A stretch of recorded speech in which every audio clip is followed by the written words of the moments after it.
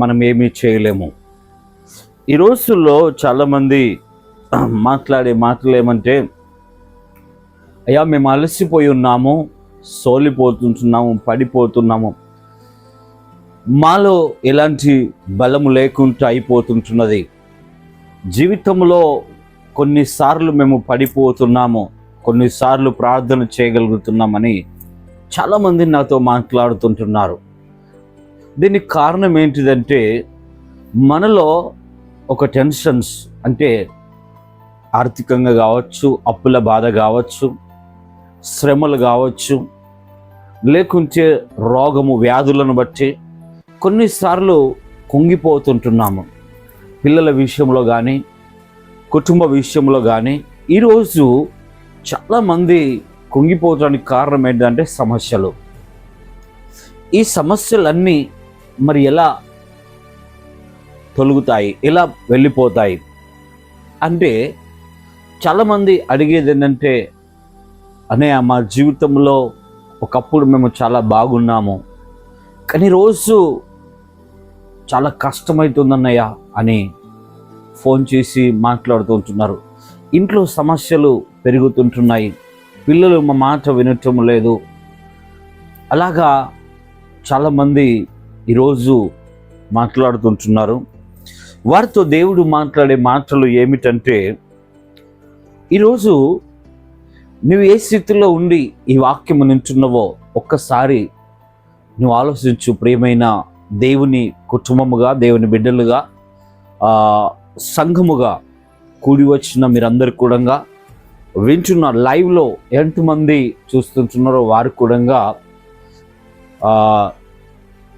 మంచి ఆలోచన కలిగి దేవుని మాటలు వినాలని నేను ఆశపడుతుంటున్నాను.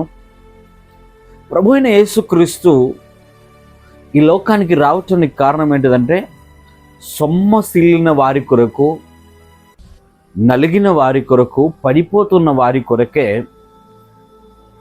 ఇక మేము బ్రతకలేము, మా జీవితంలో మేము ఏది సాధించలేము అని నువ్వు అనుకుంటే దాని కొరకే దేవుడు ఈ లోకమునకు వచ్చినాడు. ఎందుకంటే నీవు మరణించకూడదని, నువ్వు నీ స్థితిని, నీ బ్రతుకును, నీ ఆలోచనలు అన్నిటినీ చేంజ్ చేయాలనే యేసు ప్రభు ఈ లోకానికి రావటము జరిగింది. ప్రియమైన దేవుని బిడ్డలుగా ఒకసారి గమనించండి. ప్రభువు ప్రేమించే మనసు ఆయనకున్నది కాబట్టి నిన్ను ప్రేమిస్తుంటున్నాడు. నువ్వు ప్రేమిస్తే ఆయన నిన్ను ప్రేమిస్తాడు. ఈరోజు సమస్యలు ఉన్నాయని, బాధలు ఉన్నాయని కొంతమంది మందిరానికి వెళ్ళలేక, కొంతమంది ఇంటి దగ్గరనే ఆలోచనలు పెట్టుకొని ఉంటారు. కానీ ఇవన్నీ బాగుండయండి. ఎందుకంటే దేవునికి ఒక్కసారి నీ మనసునిచ్చినప్పుడు, నీ జీవితాన్ని దేవునికి ఇచ్చినప్పుడు ఆయనతో అంటుబడి ఉండటమే చాలా మంచిది. ఎలా ఉండాలా? అంటుబడి ఉండాలా. ఇప్పుడు ఉదాహరణకు ఒక మాట మీకుతో చెప్తా అంటున్నాను. వివాహము కాకముందు నీ జీవితము ఒక రకంగా ఉంటుంది. కానీ ఎప్పుడైతే వివాహం అయించున్నదో, భార్య భర్తలుగా కలిసినప్పుడే మీ జీవితంలో ఎన్ని ఆలోచనలు వచ్చినా కొన్నిటిని మనము విడిచిపెడతాము, కొన్ని సంతోషాలను విడిచిపెడతాము, కొన్ని కోరికలను విడిచిపెడతాము. కారణం ఏంటిదంటే, జీవిత భాగస్వామితో నేను ఉండాలంటే ఇవన్నిటిని పక్కకెట్టాలని ఆలోచనలు వస్తాయి. కొన్నిటిని పక్కకెట్టి కొన్ని ఆశలు వదులుకొని ఆయన చెప్పినట్టు, లేకుంటే ఆమె చెప్పినట్టు, భార్య భర్తతో, భర్త భార్యతో చెప్పినట్టు కొనసాగుతుంది కుటుంబము. ఎందుకు? సమస్యలు పెట్టుకుంటే, గొడవలు పెట్టుకుంటే సాధించేది ఏమి లేదు. అంతేనా కాదా? సమస్యలు మనం పెంచుకుంటే పెరుగుతాయి, తగ్గించుకుంటే తగ్గుతాయి. మనము స్థానము కలిగి ఓపికతో ఒకరికొకరు లోబడితే ఆ కుటుంబము కట్టబడుతుంది, ఆ కుటుంబము సరి అయినట్టు నడుస్తుంది. కానీ నా ఇష్టము, నాకు ఇది ఇష్టం ఉన్నదని మొండేసి వేస్తే అందులో సమస్యలు పెరుగుతూ ఉంటాయి. అందుకే నేను అనేది ఏంటంటే, ఒక్కసారి దేవునితో మనము కలిసి దేవుని బిడ్డగా నువ్వు ఏర్పరచబడ్డప్పుడు కొన్ని తగ్గించుకోవాలి. నీకున్న అలవాట్లు, నీకున్న కోరికలు, లోక సంబంధమైన ఆశలు, ఇవన్నిటిని నువ్వు తొలగించుకుంటే దేవుని ఇష్టమేదో అది అడిగి, దేవుని యొక్క ప్రణాళిక ఏంటిదో అది తెలుసుకొని నువ్వు దేవుని దగ్గర ఉంటే నీ జీవితాన్ని ఆయన రెక్కల కింద నిన్ను ఉంచి కాపాడి నడిపిస్తానంటాడు. ఎందుకంటే నీకున్న సమస్యలు, నీకున్న కోరికలు ఒకవేళ దేవునికి మాటకు విరోధంగా ఉంటే ఆ కోరికలు తీర్చలేడు. నీకు వచ్చిన సమస్యలు దేవునికి విరోధంగా నువ్వు చేసుకుంటే అవి తీర్చలేడు దేవుడు. చాలామంది మీరు ఆలోచిస్తే ఇంటి సమస్యలను బట్టి అప్పు చేస్తారు, ఆర్థికాన్ని బట్టి అప్పు చేస్తారు. అప్పుడు దేవుణ్ణి అడగారు. అప్పు చేసేటప్పుడు ఇచ్చేవాడు ఉన్నాడు కాబట్టి వెళ్ళి తీసుకుంటారు, అప్పు తీసుకుంటారు. కానీ అవి తీరనప్పుడే దేవుని దగ్గర అడుగుతారు. అవి ఎప్పుడైతే ఇవ్వలేని స్థితిలో ఉన్నారో అప్పుడు దేవుణ్ణి అడుగుతారు. ఏమని అడుగుతారంటే, దేవా, మేము ఇంత నీ సన్నిధికి వస్తున్నాము, నీ మందిరానికి వస్తున్నాము, నీ మందిరములో మేము ప్రతి ఆదివారం ఉంటున్నాము, మరి ఈ అప్పు ఎందుకు తీరుతలేదని అప్పుడు అడుగుతారు. ఎప్పుడు అడుగుతారు? తీరనప్పుడు, దాన్ని తీర్చలేని స్థితిలో ఉన్నప్పుడు దేవుణ్ణి అడుగుతారు. కానీ మరి ముందుగానే, ప్రభువా, ఈ పని కొరకు మేము అప్పు చేయవలసి వస్తుంది, మరి చెయ్యమంటావా? ప్రభు, అది నీ చిత్తమా? మేము ఈ పని చేస్తే అప్పు తీసుకొని మేము దాన్ని కట్టగలుగుతామా అని ప్రార్థన చేసి ఒక పని స్టార్ట్ చేసేవారు లేరు. అప్పు తీసుకోగా సంతోషంగా తీసుకుంటారు, కానీ కట్టేటప్పుడే బాధకరమైన జీవితం అనుభవిస్తారు. ఇలాంటి కొన్ని సమస్యలు ఉంటున్నాయి. కుటుంబ సమస్యలు చాలా పెద్దగా అయిపోతుంటున్నాయి. ప్రియమైన దేవుని సంఘముగా మనం వాక్యములోనికి వెళ్దాం. ఈ సమస్యల కొరకే దేవుడు ఏమంటున్నాడు అన్నది ఈ మాటలు మనము చదువుకుందాం. వాక్యములోనికి వెళ్దాం. బైబిల్ తెరవండి. ప్రతి ఒక్కరు బైబిల్లో నుండి యేషయా గ్రంథము 40వ అధ్యాయము 29వ వచనమును మనం చదువుకుందాం. సొమ్మసిల్లిన వారికి బలమిచ్చువాడు ఆయనే, శక్తిహీనులకు బలాభివృద్ధి కలగజేయువాడు ఆయనే. సొమ్మసిల్లిపోతున్నవా? ఈరోజు నీకు బలమునిచ్చువాడు పరలోకములున్నాడు. ఇంతంతటికి వెలుగు రావాలంటే మనం లైట్ ఎక్కడ పెడతామంటే పై అంతస్తు మీద పెడతాం. లైట్ ఎక్కడ పెడతాం? మీద పెడతాం. ఎందుకు? ఇంతంత వెలుగు రావాలంటే. మరి నిన్ను కనిపెట్టాలంటే దేవుడు ఎక్కడున్నాడు? పై అంతస్తు మీద ఉన్నాడు. అవునా కదా? నిన్ను కనిపెట్టాలా? నిన్ను కనిపెట్టి నీ పరిస్థితులను బాగు చేయాలంటే ఆయన ఎక్కడున్నాడంటే ఆకాశము నుండి నిన్ను చూస్తుంటున్నాడు. ప్రియమైన సంఘముగా, దేవుని బిడ్డలుగా మీ జీవితాన్ని సరి చేసుకోవాలి. మీ జీవితాన్ని దేవునికి అప్పగించాల. ఎప్పుడైతే నువ్వు సొమ్మసిల్లిపోతున్నావో నీకైనా బలం ఇస్తాడు. మందిరానికి రాకుంటే బలం ఎట్లా వస్తుంది? దేవుని మాట వినకుంటే బలం ఎట్లా వస్తుంది? దేవుని మాటకు విధేయత చూపెట్టకుంటే నీ అప్పెట్లా తీరుతుంది?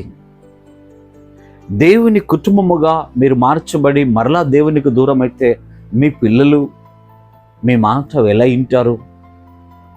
సమస్యలు పెంచుకుంటూ పోతే ఎప్పుడు తక్కువ అవుతాయి? మీ ఇంట్లో దేవుని బిడ్డలుగా మీరు పిలువబడ్డప్పుడు, వీళ్ళు క్రైస్తవులని ఇంటి ముంగట వారు తెలుసుకున్నప్పుడు నువ్వు ఎలా ఉండాలా? నీ క్రమం ఎలా ఉండాలా? తగ్గింపు అనేది నీలో ఉండాలి కదా. మాటి మాటికి భార్యతో గొడవ, మాటి మాటికి భర్తతో గొడవ, మాటి మాటికి పిల్లలతో గొడవ, సమస్యలు ఎక్కువ అవుతుంటున్నాయి. ఈ సమస్యలు కాకూడదు. దేవుడు ఏమంటున్నాడు, నువ్వు సొమ్మసిల్లిపోకు బిడ్డ, నేను నీకు బలం ఇస్తానంటున్నాడు. నీ ఇష్టమైన కోరికలు తీర్చుకోవటానికి అప్పు చేయకు. నీ ఇష్టమైన వాటి కొరకు నువ్వు భర్త దగ్గర గొడవ చేయకు. నీకు ఇష్టమైన వంటలు కావాలని భార్య దగ్గర గొడవలు చేయకు. సమాధాన పడండి. సమస్యలు పెరుగుతాయి కానీ తక్కువ కావు సమస్యలు. సమాధాన పడితే సమస్యలన్నీ తక్కువ అవుతాయి. అర్థం చేసుకోండి. పరిస్థితులు అర్థం చేసుకొని నడిస్తే, ఒకరినొకరు అర్థం చేసుకుంటే నీ కుటుంబం బాగుంటుంది. ఒక తండ్రిగా పిల్లలను అర్థం చేసుకో, ఒక తల్లిగా పిల్లలను అర్థం చేసుకో. పిల్లలు ఒక తల్లిదండ్రిని అర్థం చేసుకొని నడవాలా, సమస్యలు తక్కువ అవుతాయి. ఈ సమస్యలకి నీకు బయటికి రావటానికి నీకు బలం ఇస్తున్నాడు దేవుడు, జ్ఞానమును ఇస్తున్నాడు, తెలివినిస్తున్నాడు. నువ్వు పొందుకోలేకపోతున్నావు. ఇంకెంత కాలము ఆ సమస్యల అనే ఆ ఊబిలో పడిపోతావు బిడ్డ. నీ జీవితాన్ని ప్రభువుకు అప్పగించు. ఆయన నిన్ను మంచి మార్గంలో నడవాలని ఆశపడుతున్నాడు, నిన్ను నడిపించాలని ఆశపడుతున్నాడు. ఈరోజు చాలామంది నడవలేకపోతున్నారు. క్రమము లేదు.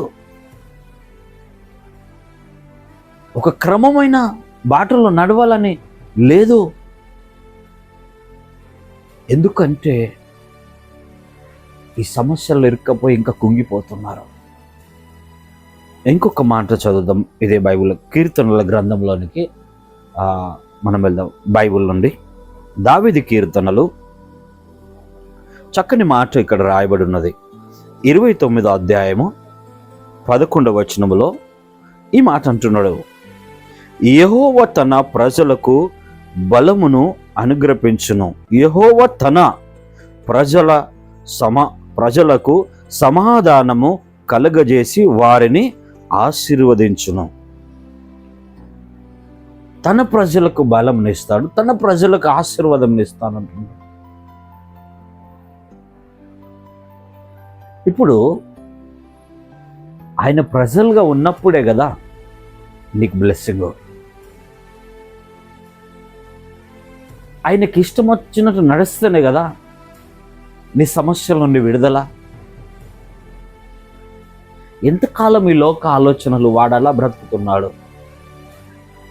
వీళ్ళు ఇలా బ్రతుకుతున్నారు, నా బ్రతికే ఇలా అయిపోయింది, నా జీవితంలోనే ఈ రోగాల, నా జీవితంలోనే ఈ సమస్యల, మా కుటుంబమే ఇలా ఉంటుందా, వాళ్ళు ఎంత మంచిగా ఉన్నారు, ఆలోచనలు నీలోనికి రాకూడదు. నువ్వు ఎలా ఉండాలా? నీ జీవితాన్ని, నీ చరిత్రను మార్చడానికి దేవుడు నీ పక్షమునున్నాడు. ఆయన ప్రజలకు సమాధానం ఇవ్వబోతున్నాడు, ఆశీర్వాదం ఇవ్వబోతున్నాడు. కానీ నువ్వు పొందుకోలేకపోతున్నావు. ఈరోజు పొందుకోలేక సమస్యల్లో ఇరుక్కపోయి లోతుకు వెళుతున్నాం. ఈరోజు ఎక్కడికి వెళ్తున్నాం? లోతుకు వెళుతున్నాం. సంఘములో మంచి పేరు కలిగి ఉన్నావు, కానీ ఇంటి దగ్గరికి వెళ్తే నీలో ఇంకొక రకంగా ఉంటున్నావు. దేవుని బిడ్డల ముంగట యథార్థంగా కనిపిస్తే దేవుని ఎదుట కనిపించాల, ప్రజలకు కాదు కనిపించాలి. సంఘంలో ఏ రీతిగా ఉన్నావో దేవుని ఎదుట అలా ఉండాలా.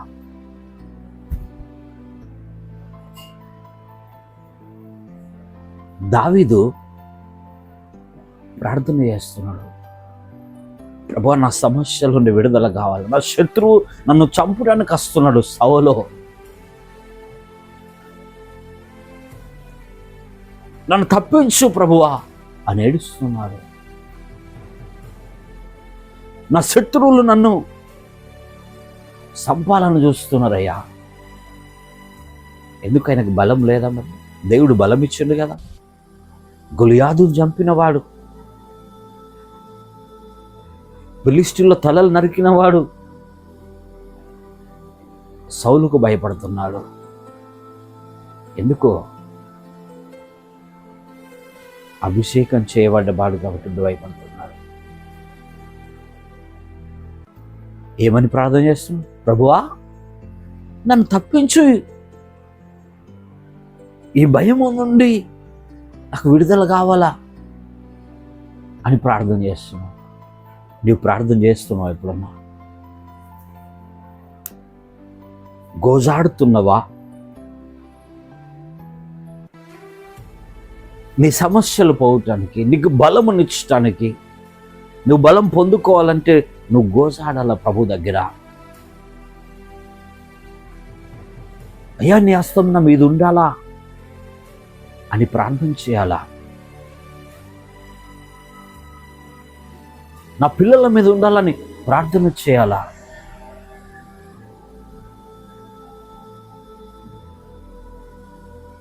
మేము బాగుండాలని ప్రార్థన చేయాలా?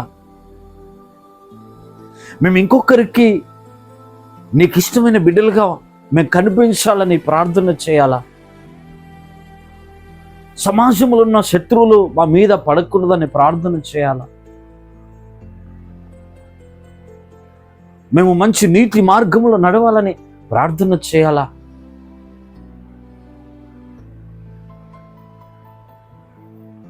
మంచి రక్షణ వస్త్రం మేము వేసుకోవాలని ప్రార్థన చేయాలా? ఇవన్నీ నీలో ఉండాలా? ఆ క్వాలిటీస్ నీలో ఉంటేనే బాగుంటుంది. ఆ రకంగా నీవు జీవిస్తేనే నువ్వు దేవునికి ఇష్టమైన బిడ్డగా ఉంటావు. ఏదైనా షాప్కి వెళితే నాకు మంచి వస్తువు కావాలని లెగ్గుతావు.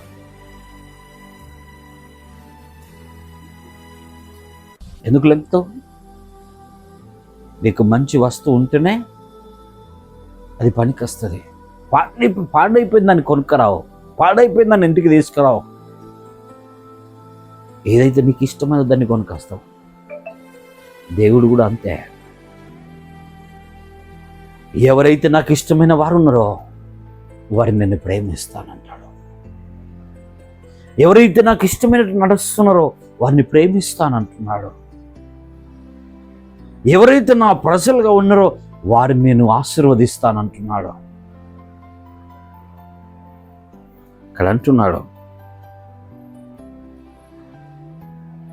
ఇర్మియా 6:16 ఒక మాట ఉంటుంది. యెహోవా ఇలాగు సెలవిచ్చుచున్నాడు, మార్గములో నిలిచి చూడుడి, పురాతన మార్గములను గురించి విచారించుడి, మేలు కలుగు మార్గమేది అని అడిగి అందులో నడుచుకొనుడి. మేలు కలుగు మార్గం ఏది అని అడిగి తెలుసుకొని దాని మార్గంలో నడవండి. ఏ వస్తువు మనం కొనుక్కరావాలంటే అది మనకు మేలైనదా కాదా, అది మనకు సూట్ అవుతుందా కాదా. ఒక సెట్ కొనుక్కుంటే అది నాకు సెట్ అవుతుందా కాదా.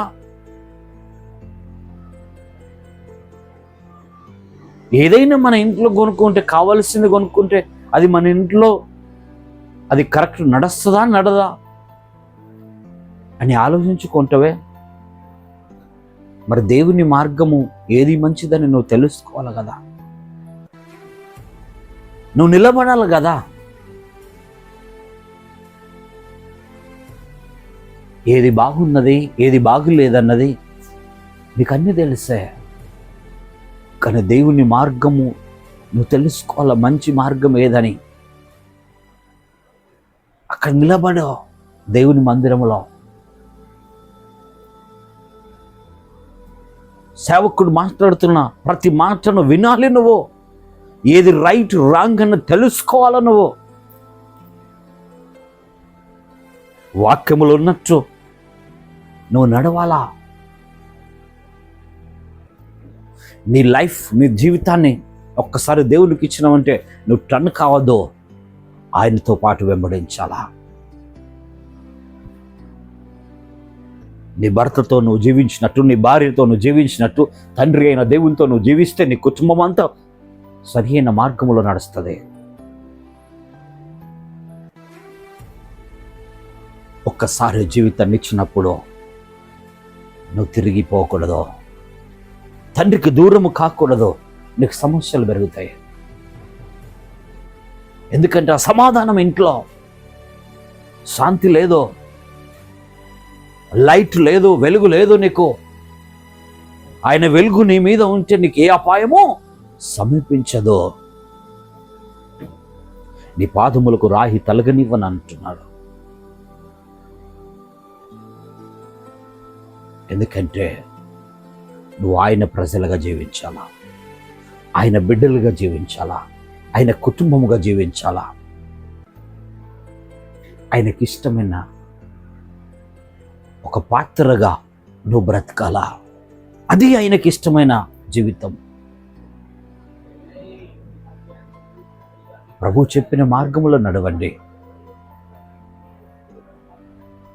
మన జీవితంలో చేదైన అనుభవాలు ఎన్నో రావచ్చు, కానీ అవి జయించే శక్తి దేవుడిస్తున్నాడు. నువ్వు కుంగిపోతున్నవా, నేను నీకు బలం ఇస్తానంటున్నాడు. నువ్వు సొమ్మసిల్లిపోతున్నవా, నేను నిన్ను లేపబోతున్నాను అంటున్నాడు. అన్ని సమయాలలో తండ్రి మనకు తోడుంటున్నాడు. ఆయననే ప్రభు అయిన యేసుక్రీస్తు. ఆయన లేకుండా నువ్వే పని చేయకూడదు. ఆయన నీలో, నీ ఇంటిలో, నీ పనిలో, అన్నిట్లలో ఆయన హస్తం ఉండాలి, ఆయన ఆశీర్వాదం ఉండాలి. నువ్వు దీవించబడాలంటే ఆయన నీ జీవితంలో ఎంటర్ అయినప్పుడే నువ్వు లేవగలుగుతావు. ప్రభు మాటకు లోబడు, ప్రభు మాటకు లోబడి నడువు. ఎవరు ఏదో చెప్పినని నీ మనస్సు మార్చుకోకు. మనుషులు ఎన్నో చెప్తారు, వాటిని నమ్మకండి. దేవుని వాక్యం ఏది చెప్తున్నదని నమ్మండి. దేవుడు నీతో మాట్లాడుతున్న మాటలు ఏవని నమ్మండి. ఈ మాటలు నీ జీవితంలో నెరవేరుస్తుంటున్నాడు దేవుడు. ఈ మాటలు దేవుడు నీ జీవితంలో ఫలింపజేస్తుంటున్నాడు. ఈరోజు నీతోనే మాట్లాడుతున్నాడు. ప్రేమైన సంగమా, ప్రభు నామములా మీరు నమ్మకంగా ఉండండి. ఆయన నామములో మీకు బ్లెస్సింగ్ ఉన్నది. ఆయన ఈ లోకానికి వచ్చిన కారణం ఏంటిదంటే నువ్వు సొమ్మసిల్లిపోకూడదని, నువ్వు పడిపోకూడదని, నీ జీవితాన్ని కట్టుకోవాలని, నీ కుటుంబాన్ని కట్టుకోవాలని, మంచి మార్గములు నడవాలని ఆయన ఆశపడి లోకానికి వచ్చి నీకు మంచి మార్గం చూపెట్టాడు. ఈ వాక్యము నిచ్చిండు నీకు. వాక్యానుసారంగా నడవండి. ఇక చాలు ఈ లోకములో జీవించిన కాలం. దేవుడు ఈ వాక్యమును మీ జీవితంలో ఫలింపచేయునుగాక. ఆమేన్. ప్రార్థన చేసుకుందాం. పరిశుద్ధుడా, ప్రేమగల తండ్రి, కృపగల దేవ, మహోన్నతుడైన యేసయ్య, విత్తబడిన ప్రతి మాట బిడ్డల జీవితంలో ఫలింపచేసి ఆశీర్వదించి దీవించి నడిపించమని, ఇది మొదలుకొని నీ రాకట వరకు నీ చిత్తానుసారంగా నడిచేటి కృప ప్రతి కుటుంబానికి దయచేయమని, విన్నవారి జీవితంలో బలమైన కార్యాలు జరిగించమని, మనసు మార్చండి, కుటుంబాలను మార్చండి, జీవితాలను మార్చమని, వర్ధిల్ల చేయమని యేసుక్రీస్తు నామమున అడుగుతున్నాం తండ్రి. ఆమేన్, ఆమేన్, ఆమేన్.